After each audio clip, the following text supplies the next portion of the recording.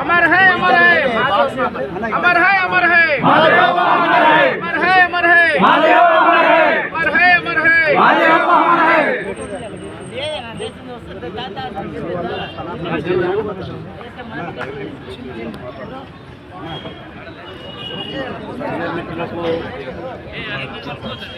అట్టల్లో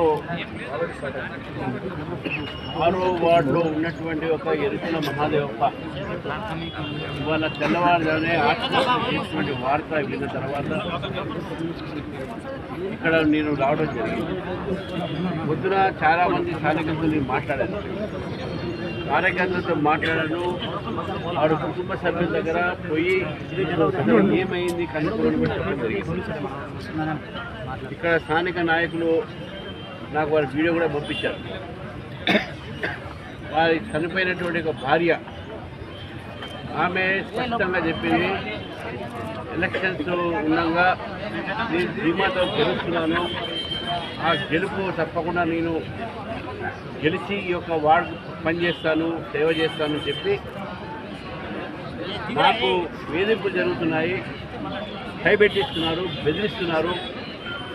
కాబట్టే నేను గెలుస్తాను కాబట్టి నన్ను బెదిరిస్తున్నారు కాబట్టి ఆ భయంతో స్థానిక రాజకీయ నాయకులు కానీ, మినిస్టర్ కానీ, ఎమ్మెల్యే కానీ వీళ్ళ ఒక ఒత్తిడి వల్ల అతను ఆత్మహత్య చేసుకున్నట్టు భార్య పొద్దున చెప్పింది. మరి భార్య పొద్దున చెప్పినటువంటి ఒక వార్త ఈరోజు అన్ని టీవీ ఛానల్లో కూడా వచ్చినాయి. మరి ఈరోజు ఇప్పుడు ఇక్కడ రాగానే ఇక్కడ స్థానికంగా పోలీసులు ఎఫ్ఐఆర్ని కూడా మార్చడం జరిగింది. ఏంటంటే ఆమె సంతకం తీసుకున్న చదువు రాదు ఆమెకు, దాంట్లో రాసి కింద సంతకం తీసుకున్నాను. దాంట్లో ఓడిపోతానని భయంతో నేను ఆత్మహత్య చేసుకున్నాడు మా ఆయన చెప్పాను. ఇది ఎంత అబద్ధము!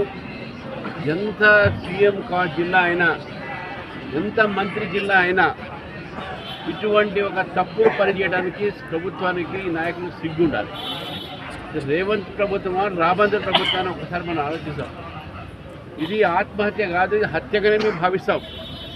పోలీసులు కూడా చెప్తా ఉన్నాను నేను, మీరు నా చట్టపరంగా మీరు పోకపోతే తీవ్రమైనటువంటి పరిణామాలను మీరు ఎదుర్కోవాల్సి వస్తుంది. మీరు కార్యకర్తలు గారు, మీరు గవర్నమెంట్ జాబ్స్, గవర్నమెంట్ ఉద్యోగస్తులు, మీరు ప్రజలకు అందరి రకాలుగా మీరు సహకారం చేయాలి. ఒక పార్టీ కోసం మీరు పోలీసు ఉద్యోగం లేరు. ఏ విధంగా మీరు మారుస్తారంటే ఎఫ్ఐఆర్ ఒక వర్షని ముఖ్యమంత్రి చెప్పని మారుస్తారా?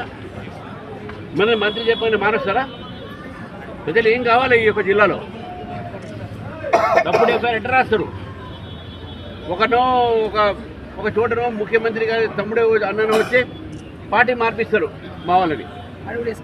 అక్కడ కూడా ఎస్టీ లంబాడ, ఇక్కడ ఎస్టీఏ. అంటే ఎస్టీల మీద మీ వ్యతిరేకత ఉందా తెలుసు. ద్రౌపది ముర్ము మీద మీరు ఏమేమి మాట్లాడుతున్నారు, కానీ ఈ రకంగా ప్రాణాలు తీసేటటువంటి వ్యతిరేకత ఎస్టీల మీద ఉందంటే ఏం చెప్పాలి? నేను డిమాండ్ చేస్తా ఉన్నాను, వెంటనే ఎఫ్ఐఆర్ మార్చాలి. ఇది ఎన్నికల సంబంధం కాదు, ఇది ఒక మనిషి ప్రాణానికి సంబంధం.